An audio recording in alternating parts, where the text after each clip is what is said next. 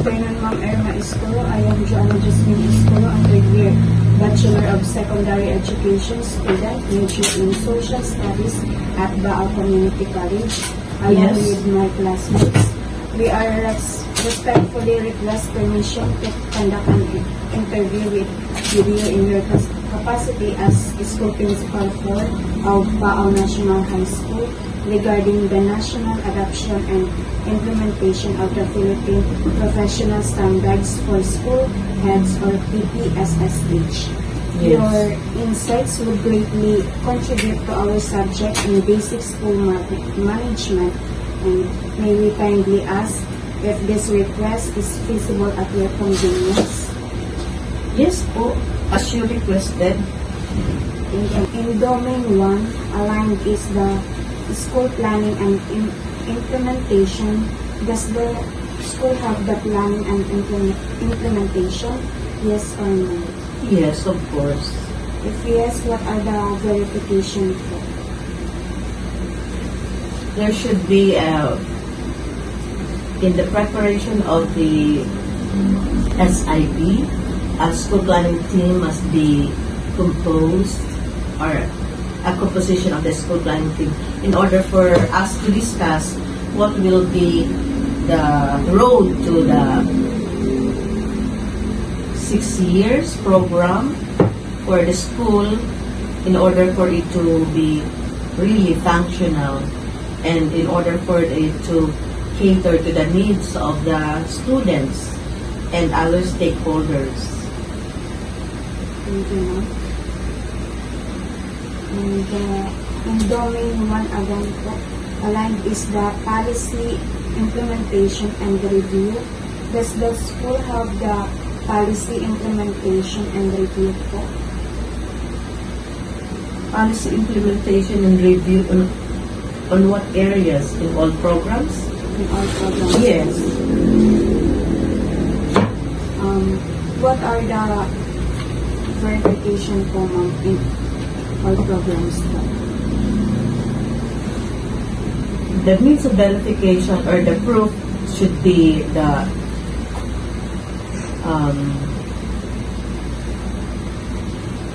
planning conference, the attendance sheets, the minutes, recorded minutes of the meeting, and of course the plans prepared by all different working committees or every owner program.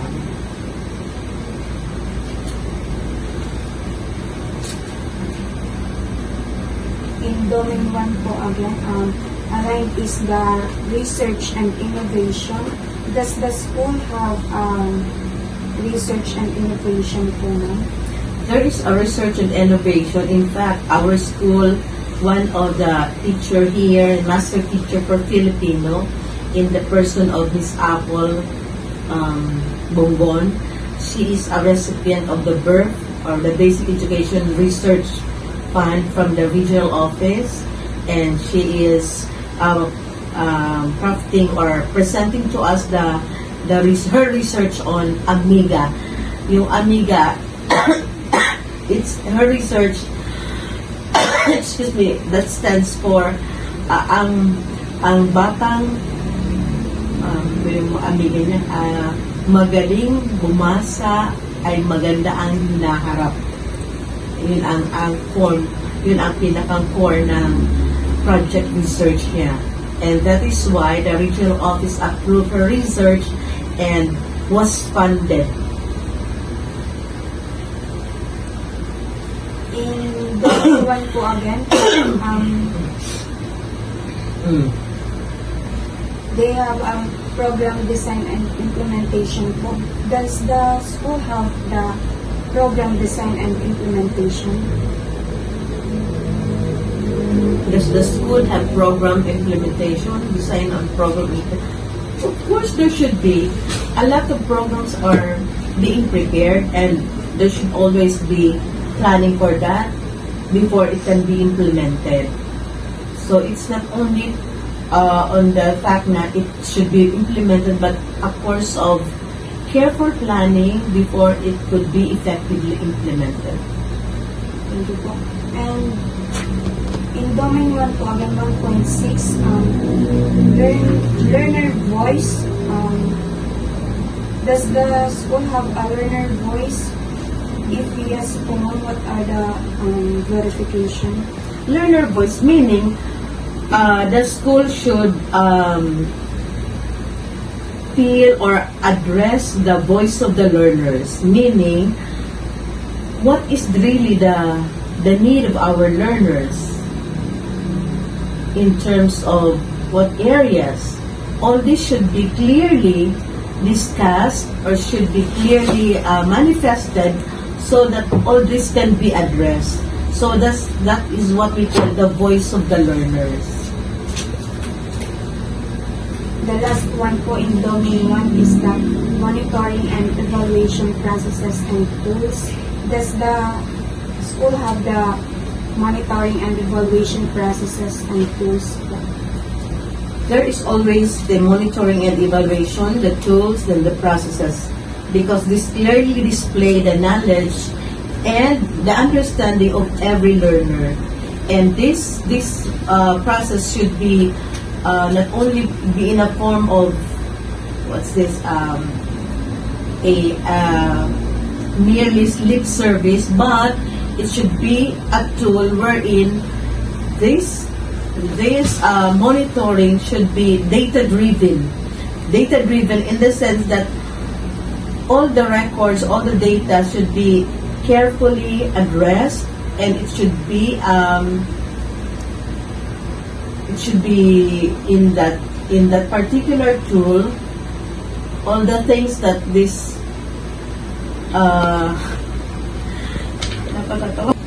In domain 2 po, ma'am, aligned is the records management.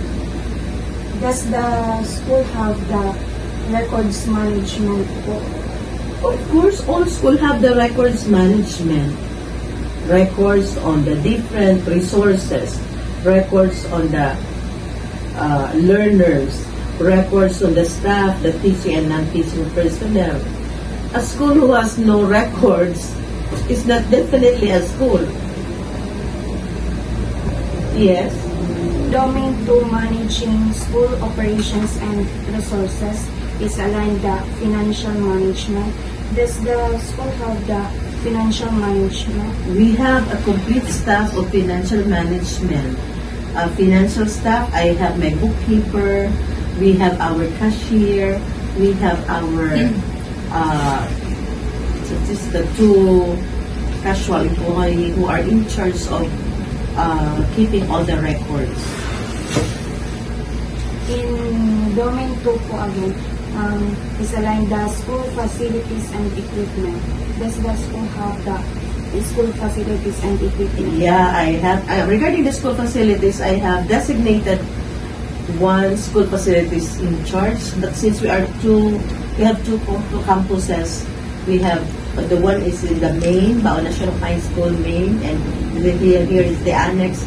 I have designated two school facilities in charge, or school facilities coordinator, who are in charge of all the buildings, of all the classrooms, of all the physical facilities of the school.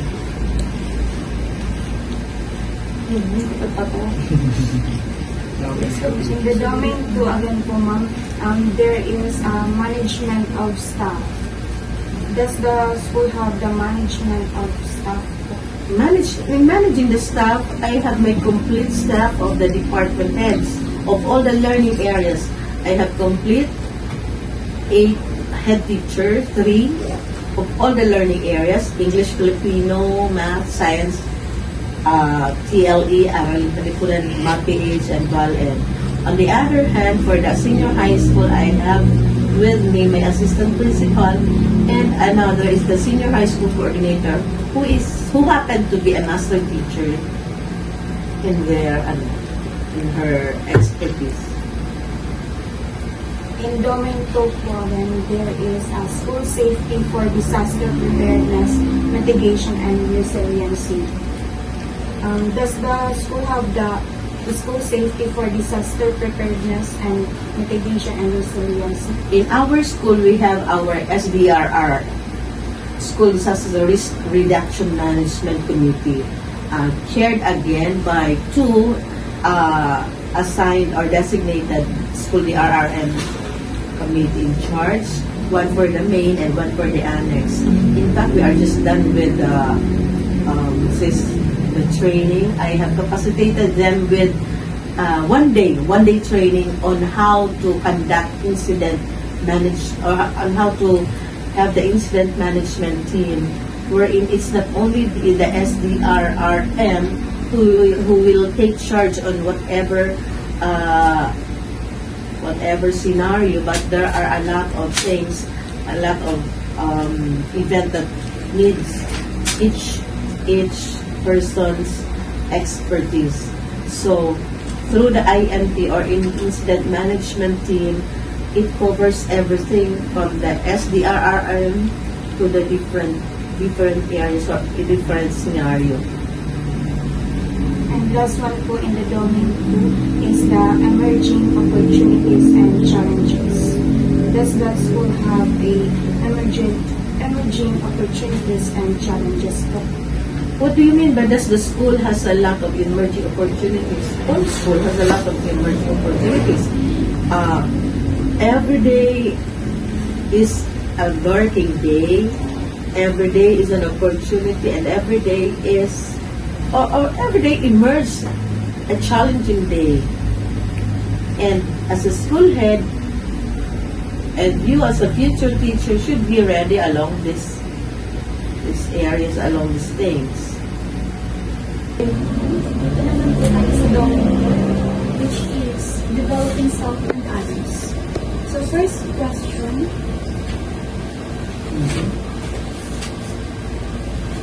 Ano po?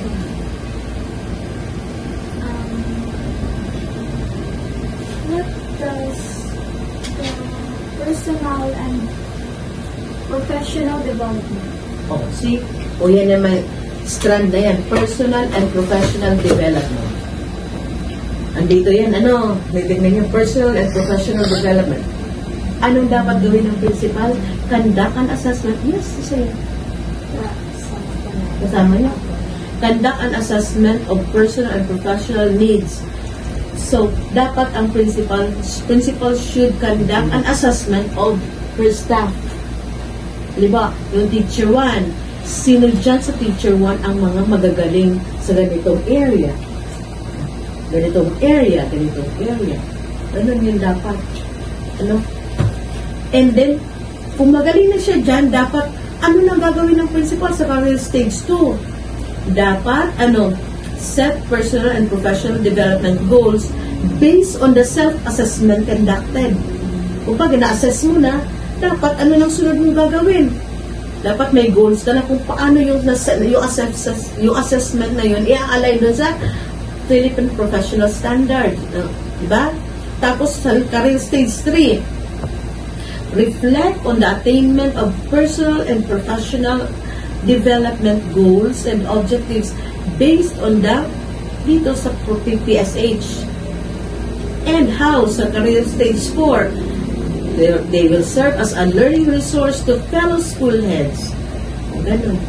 So, hindi ka lang dapat mag-focus sa stage 1. Dapat sa career stage 4 lagi.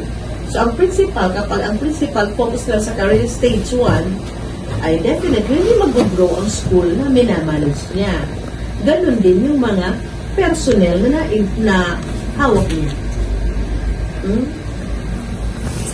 Kasi developing self and others, it's not only the principal who will develop herself, but all her staff. Lahat ng staff niya dapat nag-develop. Hindi pwedeng, ikaw dahil ikaw ay teacher 1, mag-retire kang teacher 1. Hindi pwede yun. Kapag principal ka, dapat gagawin mo. Kung nagsusor high ka, ang mga teachers mo mag-soar high din. Hindi pwede ikaw lang umangat. Dapat ma-motivate mo sila para umangat din. Kukuha niyo. Nagliliksyon na ako kanina. And for the second question po is, how would you develop your professional reflection and learning? Yun na yung sinasabi ko sa inyo. yung professional reflection and learning. Kung nasa career stage lang kayo, stage 1 lang, nakaka-demonstrate ka lang, naiintindihan mo. But it should not be like that. Dapat umabot ka dun sa career stage 4.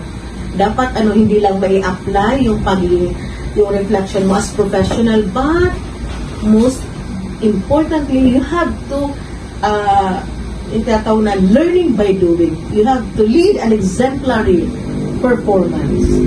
Kasi ang mga teacher, hindi naman yan ikilos o gagawa ng ganito na hindi nakikita sa iyo. Dapat, as a principal, you have to motivate them. And how can you motivate them? It's through your action. Kapag ang principal, alam-niya, ang ugak, teacher, maugak man. Pero pag ang teacher, nakikita yung principal, ay, very decisive si ma'am.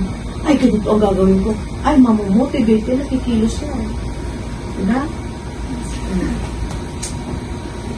My third question is, how would you develop your professional networks?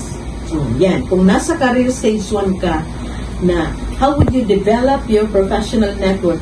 Kung nagsisik ka lang ng mga opportunities, seek opportunities to improve one's practice as a school leader. Halimbawa, meron lang opportunity na, ay, paano ako mag-network ng, tawag nito, mag-ano lang ngayon ako ng, halimbawa ngayon kay Go, professional network, mag-i-enroll ako. Tapos, anong gagawin ko? Magiging scholar ako ni Go. Doon ka lang, stage 1 lang yun. Career stage 1 lang. Pero paano mo yun maaabot? Dapat, you have to lead in organizing professional network. Hindi lang ikaw, but yung iba. And most importantly, yung teacher sa school mo. Hindi lang ikaw ang dapat. Okay? For the fourth question is, how would you develop your performance management? You have to exhibit exemplary practice. Meaning, you have to exhibit exemplary practice in efficient and effectively. Doon ka na yan career stage 4. Pero kung nasa career stage 1 ka lang, nadi-demonstrate mo lang, alam mo lang. Pero kung pinapakita mo sa gawa, you are doing it by example, you are already in the career stage 4. And fifth question is, how would you develop your professional development of school personnel? Yun yung sinasabi ko kanina. How can you develop your professional development of the school? It's not alone the principal who will do that. It's not only herself, but she has to manage all the people under her care na mag-grow din.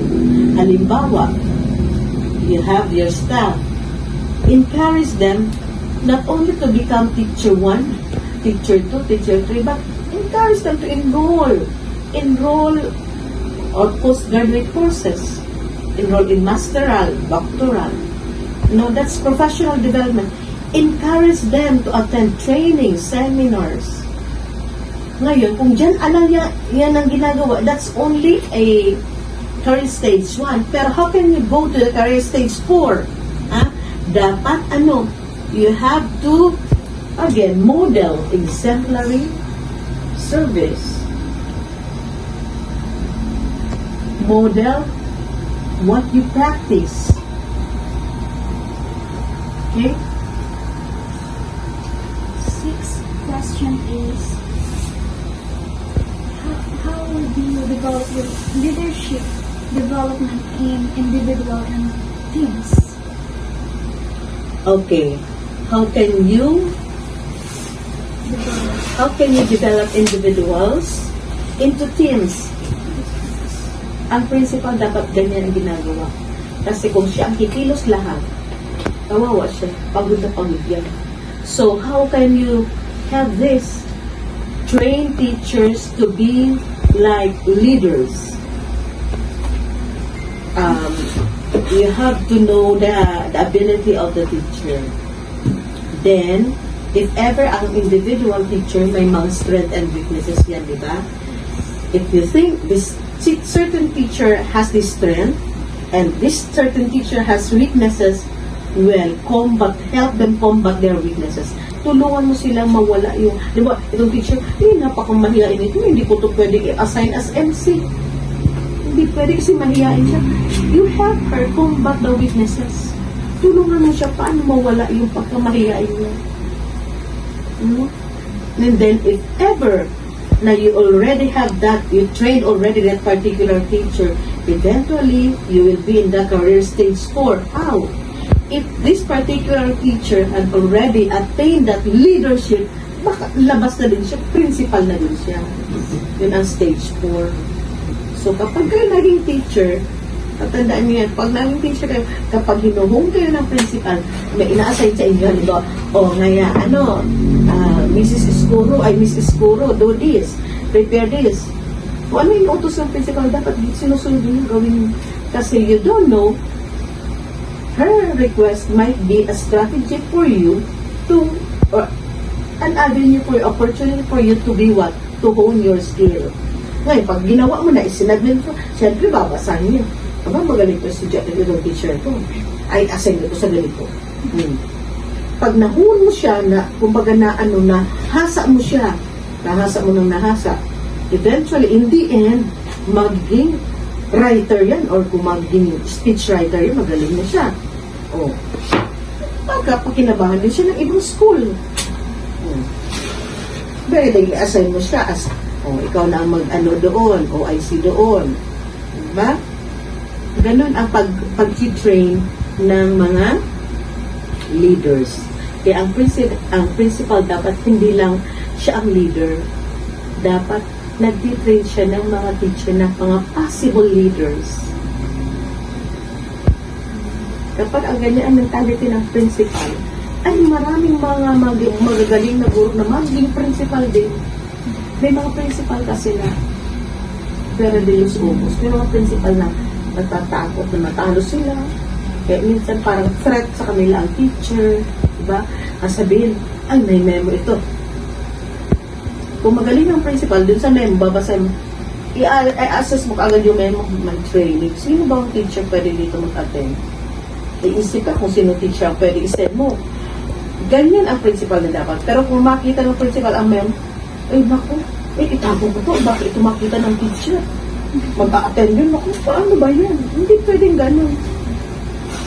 May mga principal na ganun. Tinatago ang memo para hindi makita ng mga teacher at hindi magkaroon ng opportunity ang mga teacher na lumabas sa school at mag-train. Kasi pag lumabas na yan, na hindi mo gawa, hindi ka o nag-push, ikaw matatakot siya, tatalo ako nito.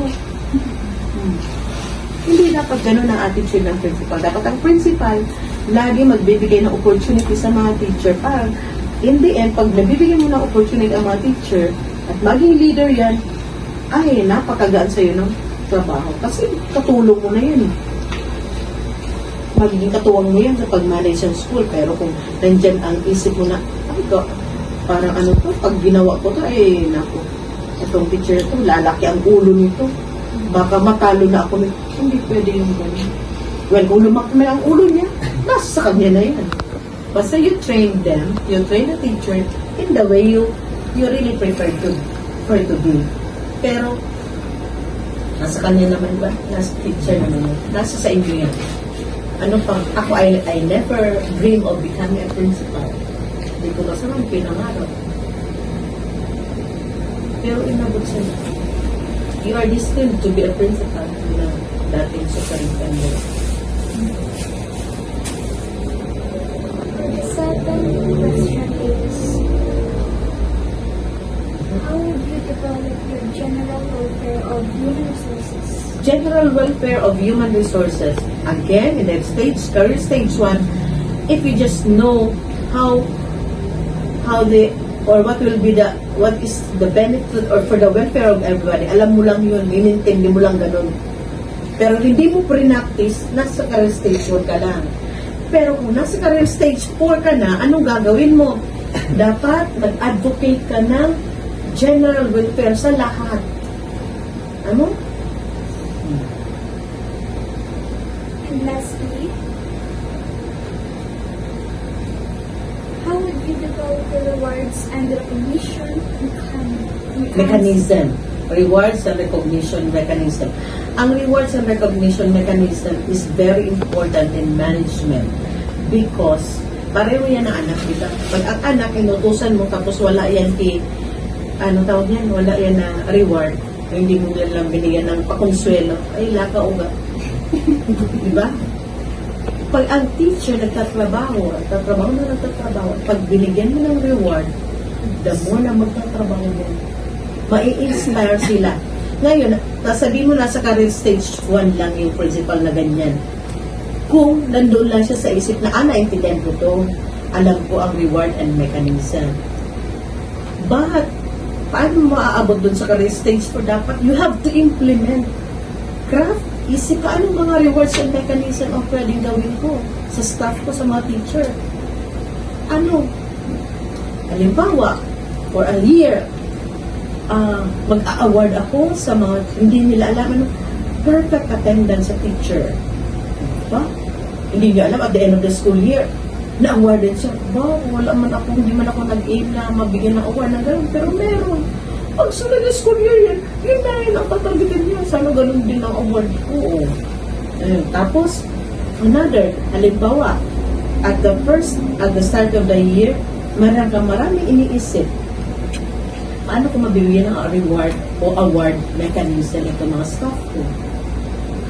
Ganito, yung nasa stage 1 ka, isip ka, di ba?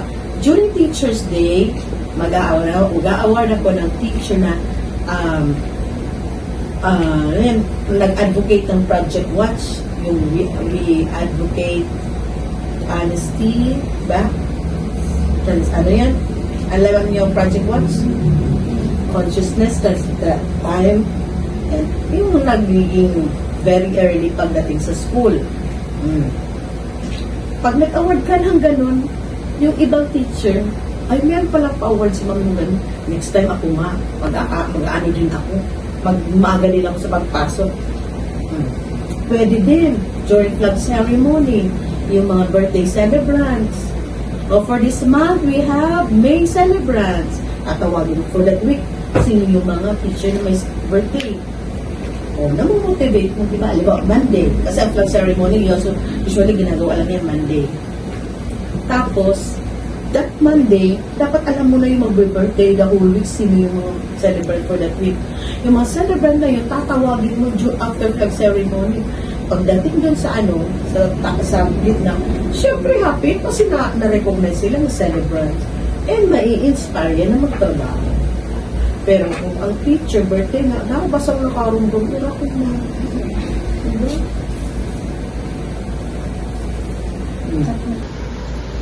So, the next domain po, about domain 5, building connections. So, the first question po is, how can you manage a diverse relationships?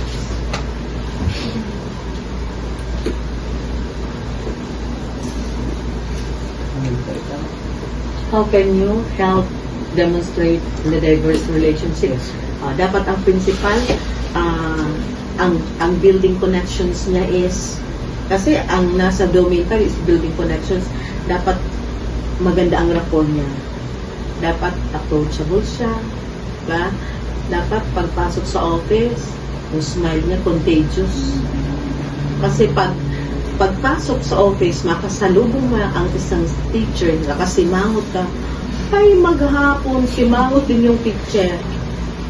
Pero kung pagpasok mo, good morning, okay yun. Maganda ang effect nun. Ba? Ngayon, sabi na natin, diverse relationship. So, the principal should be ready, hindi lang sa teacher, even politician, even parents, learners. Ganun yun. Halimbawa, pag yung student, yung greet mo student, ma'am, principal, good morning. Ang layo ng isip ko kasi may problema ko sa anak mo. May problema sa teacher, hindi mo inintindi. Sabihin ng estudyante, panoorin mo si principal, talagang gusto. And then, dala-dala ng student sa classroom. Tanong niya yun. Tanong niya din sa estudyante, ay, nako, maghapon, ikaw na ang piyesta dun sa ano. Ikaw na pag-uusapan. Pero kung ever ready, smile mo. You are building connections. Sabi nga ni, ang smile daw is very contagious. pareho yan ka na kuha. Student ka mo, anak, bagang, ano yan, yung ngipin daw, ang lips daw natin, may compare yan sa timon ng barko. Yung timon ng barko, kaya niyan sagupain lahat ng alon. Smile, Ngayon, ang smile ng tao ganun din. Pag nag-i-smile ka, kahit anong mga challenges dyan, kaya-kaya yan. Kayo maging mga teacher kayo, dapat ganun. Kasi kapag teacher na kayo, tapos siya kabusangot kayo, gradang epekto niya sa taong kaharap niyo. Kahit may problema ko sa bahay pagdating sa school, iba naman ang aura ko. Kasi alam ko, madaming taong kaharap. So since tapos na po tayo sa diverse relationship, the next one po is about the management naman po and building connection in school or organizations po.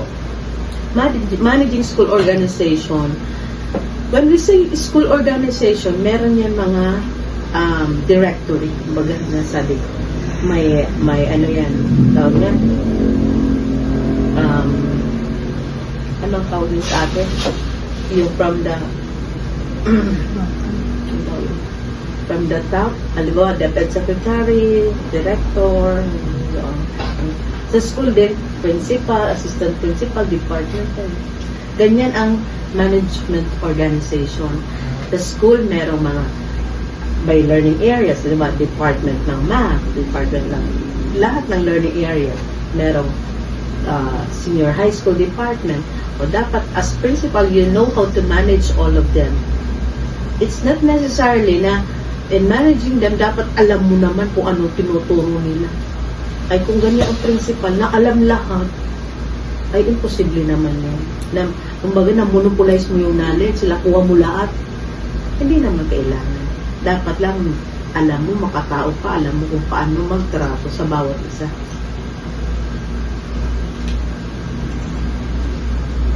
So the next one po is yung number 3 and 4, pagsamahin ko na po, yung building connections po on inclusive practice and communication po. Inclusive practice, meaning, pag sinabi mong inclusive within the organization, within the school, and communication, whatever plans, whatever you have crafted with the school planning team, you have to be ready to communicate with them. For example, there is a plan with the school planning committee. They have this proposed activity. So, nag-meeting lahat. Based from the SIP, the School Improvement Plan. As a school principal, you should know how to communicate to the stakeholders, internal and external. Internal, sa school lang, with the teachers, with the learners, with the parents. Ang external sa labas. Like, ano yung mga external? Yung mga NGO, yung mga alumni, dapat alam mo. Dapat, you really have to know how to communicate all your plans to others for the benefit of the school. Kasi kung lahat lang plano sa'yo, hindi mo alam kung paano i-implement, paano ipaparating sa tao, wala yan. So the last domain po, domain 5.5, about building connection on community engagement po. Community engagement. When we say community engagement, sabihin mo na, paano kang masabing nasa career stage 1 ka lang sa community engagement? How? If sa community, alam mo lang, naiintindihan mo kung anong plano nila, ano ang kultura nila, ganun. Ano lang yun, career stage 1. Paano kang dadating dun sa career stage 4? Dapat you lead the community. Ikaw mismo nagli-lead sa kanila. Ano yung mga plano ng community na yan? Hindi lang dapat alam mo, hindi lang dapat naiintindihan mo, but you have to help them, if possible, lead them how to achieve their goal, how to implement their plans. Yun ang nasa career stage 4. Yun lamang po. Thank you so much po. You're welcome. For the opportunity to interview you today po, even busy ka po.